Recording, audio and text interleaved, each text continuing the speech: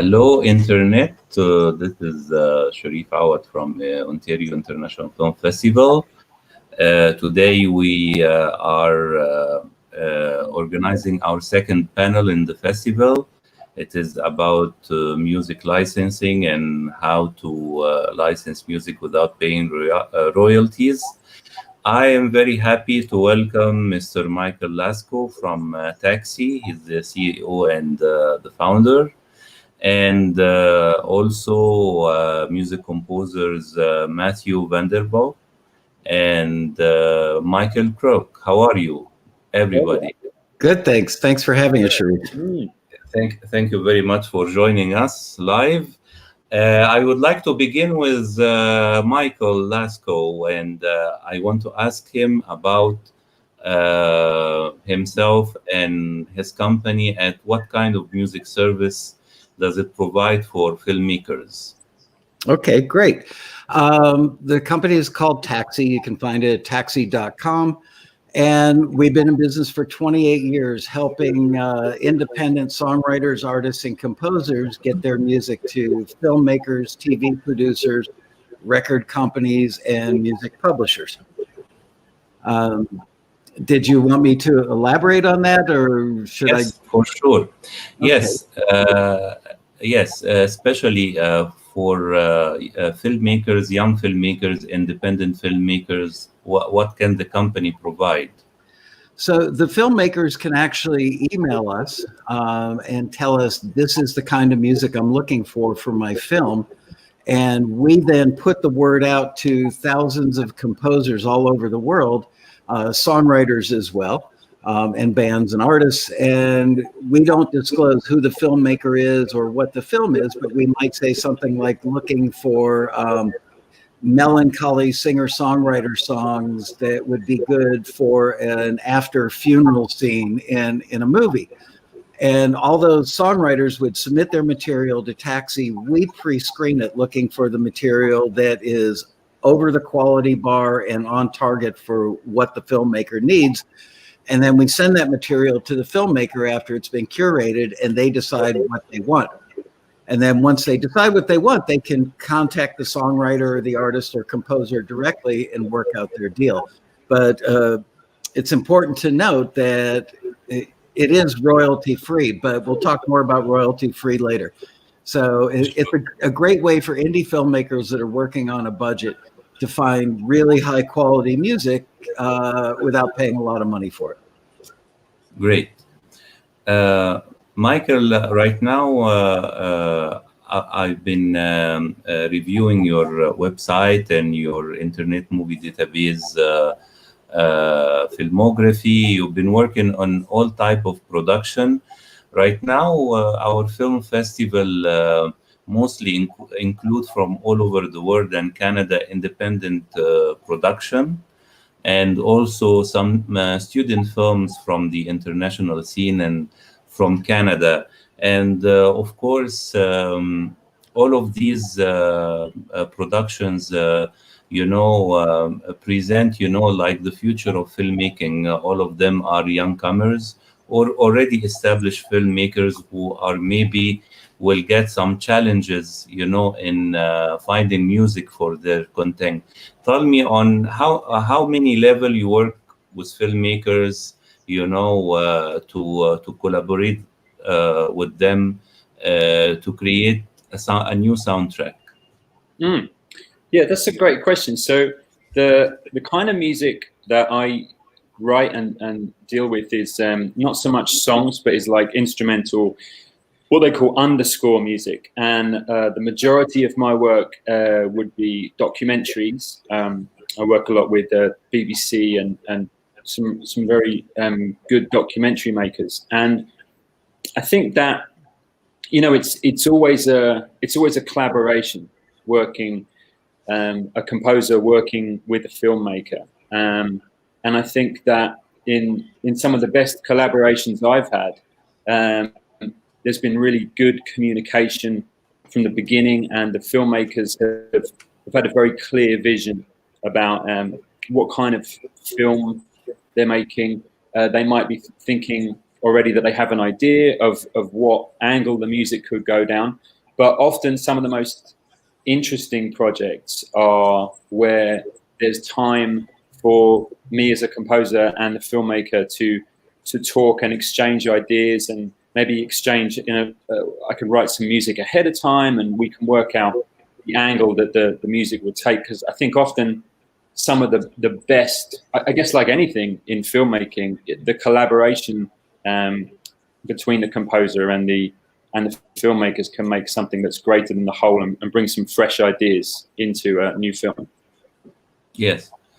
Matt, can you tell us a little bit about any speciality you provide? I mean, soundtrack for feature web series, because also I've seen you work, on different collaboration with television, cinema, etc.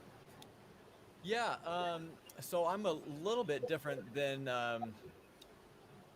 than kind of what we're describing so far, in that I typically write kind of this pre-packaged called instrumental cues. It's pieces of music that are ready to go, so they're already like totally composed and they're just drag and drop ready, so that an editor, whoever's putting a film together, can just take these pre-packaged pieces of music and just drop them in to their video production, and they can chop them up and do whatever they want to with them.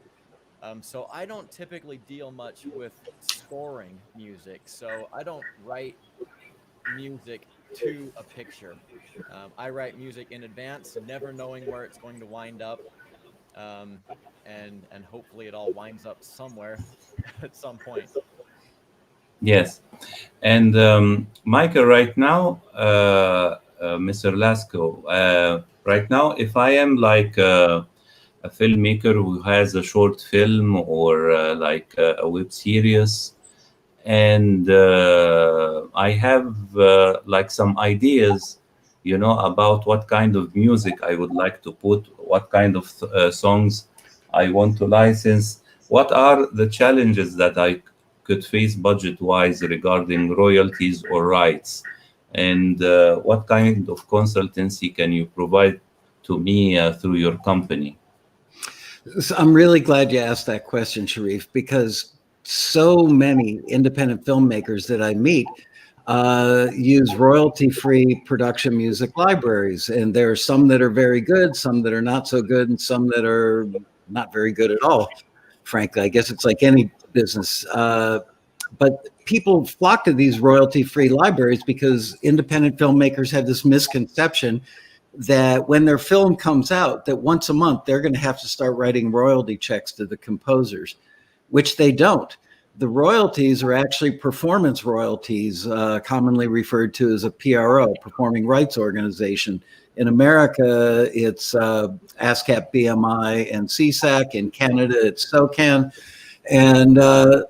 And those performing rights organizations, if there are any performance royalties generated, those organizations actually do the licensing and do the payouts, so the filmmakers don't have to. A good example would be you make an independent film, it ends up on the independent film channel on your cable network, so that would generate performance royalties. So filmmakers are really surprisingly uninformed about this, and they really believe that they have to pay the royalties, which they don't. The independent film channel pays a blanket royalty every year to the performing rights organization, and then from that they proportionately dole out the money to the musicians who should get those royalties. So I think my main point is that I don't want independent filmmakers to be trapped into thinking that they can only use music from royalty-free libraries. You could use music from Matt VanderBoegh or from Michael Kruk, or from Taxi members. There are a bunch of places where you can get music, and you'll probably find better music than you will in at least some, if not many, of the royalty-free libraries. And you can tailor it more to what you need by simply, if in Taxi's case, the filmmaker can say, I really love this song by the Rolling Stones, but obviously a Rolling Stone song might cost $500,000 or something to license in a movie. but they can reach out to us and say, so I love the song Miss You by the Rolling Stones. I know I can't afford it. Can you find me something like that? So we would find something maybe at a similar tempo and a similar guitar sound, but something that doesn't impinge the copyright, so it's not going to rip off the song. It's not going to have a similar melody or anything else. It's just going to feel similar in the beat and the general makeup of it. And we can present the filmmaker with several options, and then they pick the one that works best against picture. And it might cost them, $250 up to a couple $1,000 rather than $500,000. Yes. Michael, do you think right now, between filmmaker and music composers, you can collaborate online? I mean, because of the lockdown and the current circumstances of traveling, if you can be provided like a script or scenes from already photographed film or footage, you can start to work on an assignment of music for a documentary, let's say. Yeah, absolutely. And I mean, obviously now more than ever, that's something that's very relevant. But I live in New York, and I've been working mainly with production companies based in the UK. So I've done several series where I've never met the people in person that I'm working with. We'll do a Zoom call. There'll be a lot of emails going back and forward. What's quite common is that I'll get some concepts ahead of time, as I mentioned, and write some music ahead. Script is always very useful ahead of time. And then as parts of the film are edited, even if it's just a rough edit, that will get sent through to me, and I'll try and score something to that, send it back, see if it's the kind of thing that the filmmakers like, or if they see it going in a different direction. And I think a lot of composers are very open and friendly and welcoming to that.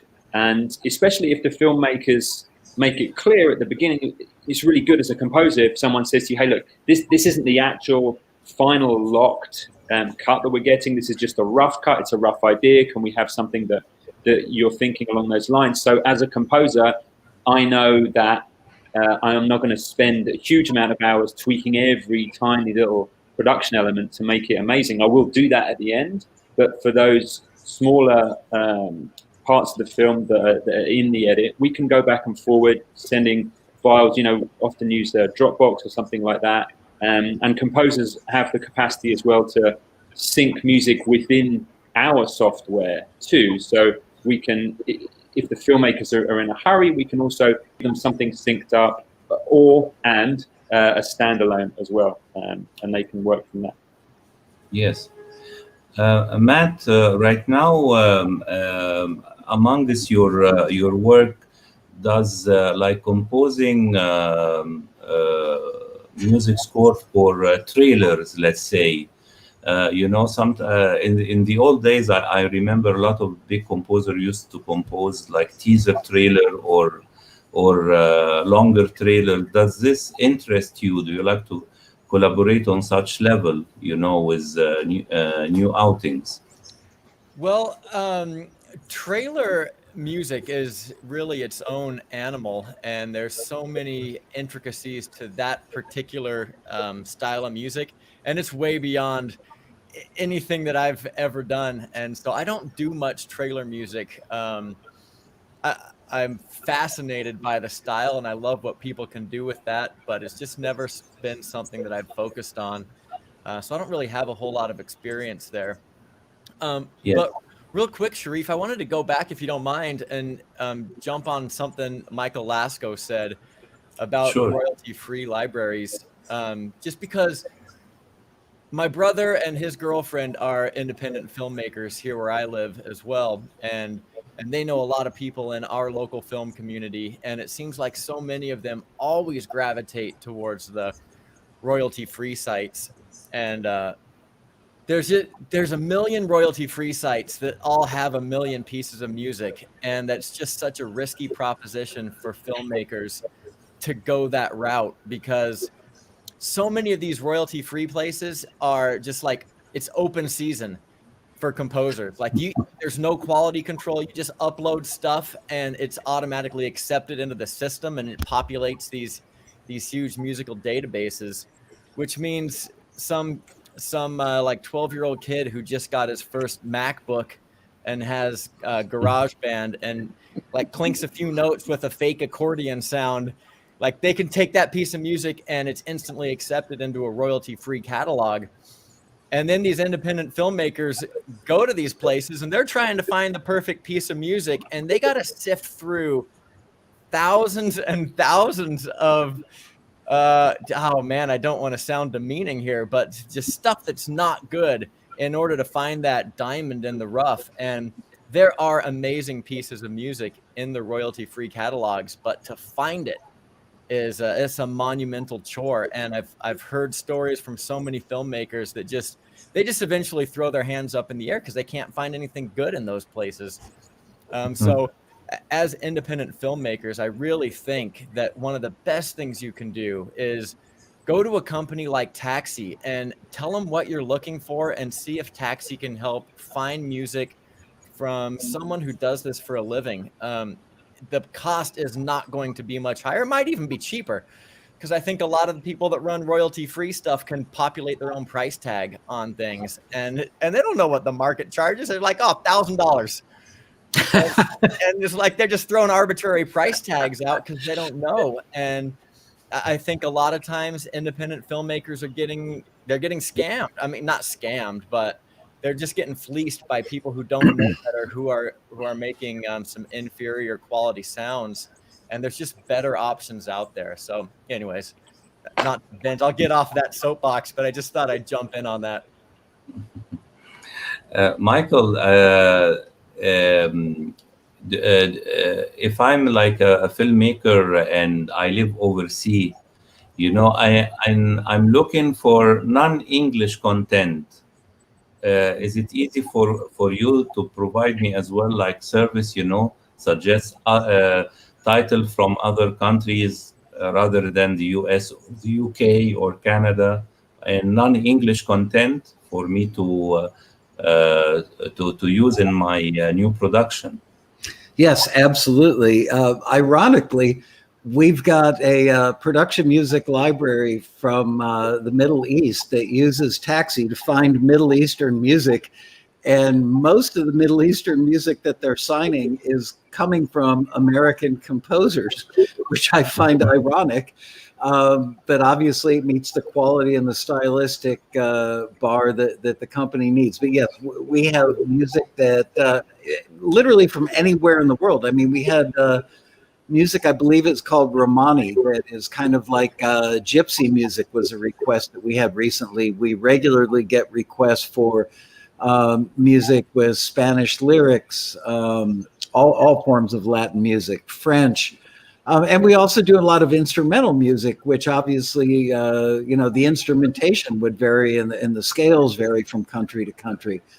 And if I can add something to give a little plug to both Michael and Matt, there's a big difference between being an independent filmmaker and reaching out to a friend of yours says, oh, dude, let me do the music for your film. They're well-intentioned and they may be great musicians. They may have great songs or great instrumental stuff, but they don't understand things like timing. They don't understand the arc of a piece of music, how it should build in intensity and make it, have its own momentum that makes a scene feel like it's going somewhere. They wouldn't know how to create music that's easily editable for a scene.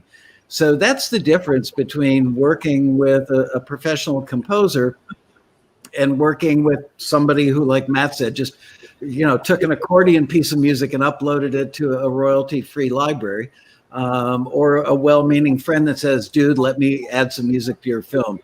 So I think that filmmakers at all levels need to understand that there are professionals out there that are talented and affordable that they're just not aware of. Yes.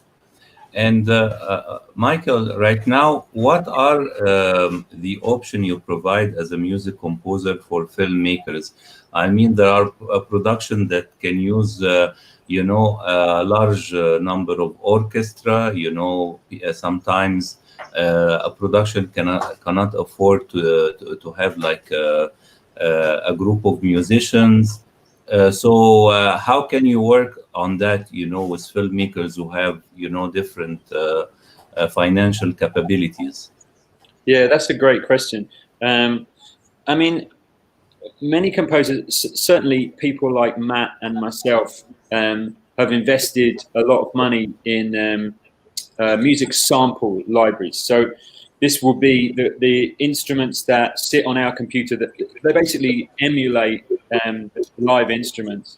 And nowadays the sound of these samples are really amazing. So if you have people who know what they're doing with those sounds, there's a very high quality nowadays that you can achieve if your budget doesn't allow musicians. In terms of budget, I think with that kind of thing, sometimes if you have some budget that you could put towards musicians, it really can elevate the music. So that might be something that you speak to your composer about at the beginning, and say to them, look, hey, we've got this much of a budget. Maybe it's just a small budget, but we'd like to put it towards musicians. And then the time usually that how that money is best spent reveals itself is often towards the end of a project, when the composer and the filmmaker have a really good idea about the sound. So, for example, if the score is very reliant on, say, a female vocalist, then the composer might have used the music samples, but we might decide, well, if there's a little budget, let's use that on a real predominant part of the score, or an instrument, or in this case, the female, get a female vocalist in to re-record those. And you can really find that a mixture of these samples together with one or two key live players can make a world of difference to a really beautiful sounding score. And Matt, what is your advice for musicians who would like to venture into music composing for entertainment production? My advice for the musicians is just to this is going to sound like a plug for Michael Laskow's company, but the best thing, this is not an advertorial, I swear. But the best thing a composer can do really is to join Taxi. That's how I got my start. That's how I learned the business, was by joining Michael's company. And it's a really great service. It's a great way for people to learn the ropes. And I apologize if that sounds like a shameless plug, but that's really the best thing people can do. Some other avenues that people can go through is, if you really want to film or score music for film, is go to the film festivals. There's little small local festivals in nearly every community, probably in the world. But I know just in my little area, and I don't live in a very big place, there seems to be like a new film contest or a new festival happening, gosh, at least once a month. So just go to where these people congregate and meet them. Yes. I have a question here from one of the viewer. Can you see it? Oh, yeah. Uh-huh. As a beginner filmmaker, how much might it cost me to get good music for my short film? Is it by track or full track? Will it cost less having a composer for a soundtrack, or the same cost? I suppose Michael Kruk is probably the best guy to answer this, but I'll just take a stab at it really quickly. Sure. It depends on how short you mean by short, and how much of your short film is being populated by music. So like if a short film is 5 minutes long and you want music to cover about 4.5 minutes of that, then you're looking at a different cost than a 20-minute film that has 18 minutes of music, or a 20-minute film that has 2 minutes of music. Yes. Michael, do you like to add a point to this question? Yeah, I mean, Matt's absolutely right on what he says there. I mean, a huge consideration is, how many minutes of music do you need? And I'd say two things with this. First of all, don't assume that you either have to have all composed music, like bespoke composed music from a composer, or all library music, or all songs. You can mix these things up. You can get a composer on board and speak to them and say, hey, I just need a couple of minutes here, a couple of minutes there, and that will obviously be like a negotiated thing depending on who you're speaking to. And also there are certain, in terms of cost as well, I know of certain libraries who will charge different amounts based on what your intended usage is.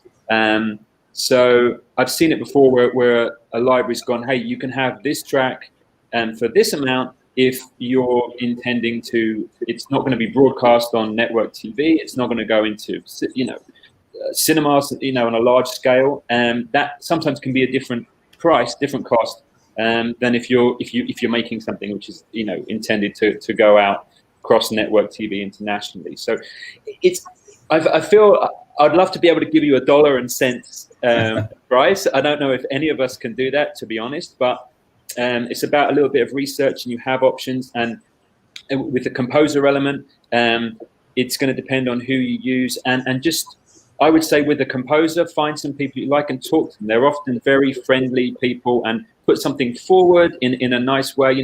Always try and be fair on people, and you should find, hopefully you can meet in the middle with somebody. Sure. And Michael, I want you to mention that you have a weekly live show on your YouTube channel. Maybe a lot of our viewers would like to join or see your previous lives. Sure. It's we do a weekly show called Taxi TV. It's on Mondays at 4 p.m. Pacific time. You can find us by going on YouTube and just searching Taxi Independent A&R. And there you'll see it. We do the show almost every Monday. I may not be doing the show this coming Monday only because I'm getting ready for our annual convention and need as much time as I can find. But thank you for mentioning that, because we cover a range of topics, more so on the music for film and TV side than the film and TV side. We don't talk to filmmakers as much as we do musicians, but I think it's important that that filmmakers learn about the music side, because music is so incredibly important to any kind of visual media that you're putting out there. Yet it's always kind of been the bastard stepchild of the industry. It's always like the last item on the last line item on the budget.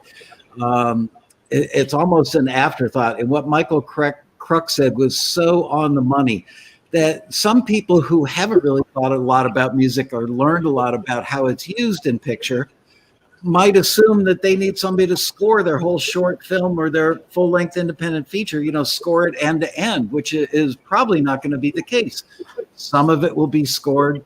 Some of it will be licensing songs. For instance, if there's a scene in a bar and you have two people having a conversation, there's going to be music on the jukebox 50 feet away. That music needs to come from somewhere, and it most likely won't come from the scoring composer. There may be a scene where there's a little comedic interlude, and it's something that the scoring composer wasn't asked to do initially, and they realize, oh, we really need music for that after they've had the score done, and now the scoring composer's busy on another project. That's when they would turn to music library music and go, let's find a quirky little dramedy piece to go in that funny scene. So Michael's point was a great point, that you will rarely, if ever, just use one type of music, and don't limit yourself. Yes, and about your annual event, it is next week. Will you be live, virtual, and what can people can expect, and what will be the venues, because maybe a lot of people would like to be available.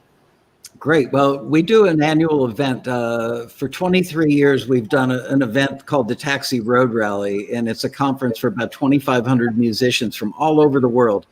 Yes. Obviously, this year we need to do it virtually, and it starts November 6th, 7th, and 8th.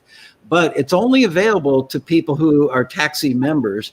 Yes. And each member gets to invite a guest. So you can go to taxi.com and learn more about it. But I do want to mention that there's a free aspect of it. On November 2nd, 3rd, and 4th, in the days leading up to the conference, we're doing a series of prequel classes, which are going to be free and open to everybody in the world. So you can go to taxi.com and click on the tab that says convention and learn more about those. I think we're up to 9 or 10 classes that are about an hour long, and they'll all be free and available to everybody. Excellent. I have a question here from our viewer. Filmmakers often budget more time resources to the big set pieces versus the rest of their films. Is it possible to spend more music money in some places and keep it cheap in others? That's actually a really good question, because you know what? Music supervisors that work on big TV shows and big budget feature films would all tell you that they've got a limited budget, and they do exactly that. They will go, okay, I'm really, really dying to have the Rolling Stones song in my film, but I've only got X amount of dollars in my budget. So they might spend a big portion of their budget on that one big song because it's so important to the film, and then use other less expensive resources to do the fill-in music. So that was a great question, and hopefully that answered it. Yes. I want to thank you very much for joining us live, and thank you very much, Michael Laskow from taxi.com. Wish you all the best on your upcoming event. Thank you, Sharif. Waiting to hear some good news. And also I want to thank music composers Michael Kruk and Matt VanderBoegh. I wish you all the best, and I hope to hear more soundtracks and more creativity from your side in your upcoming works. And yes, hope we can meet next year, in a live event, no need to be online. And I wish you all the best. And Khalid is here saying, really glad to have you here with us. Cheers. Thanks, Khalid. Thank you for the invite, and really appreciate the opportunity. Thank you very much. Okay, have a beautiful rest of the day, and all the best. Thank you, Sharif. Yeah, thank you. Thanks, Sharif. Good to see you guys. Thank you all. Bye-bye. Bye. Bye-bye.